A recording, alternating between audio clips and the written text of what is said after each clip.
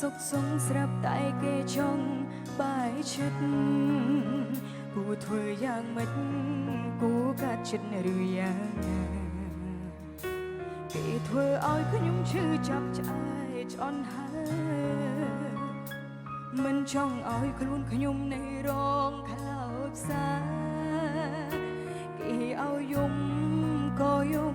យប់ឡើងហូរទឹកនេត្រាបន្តយ៉ាងណា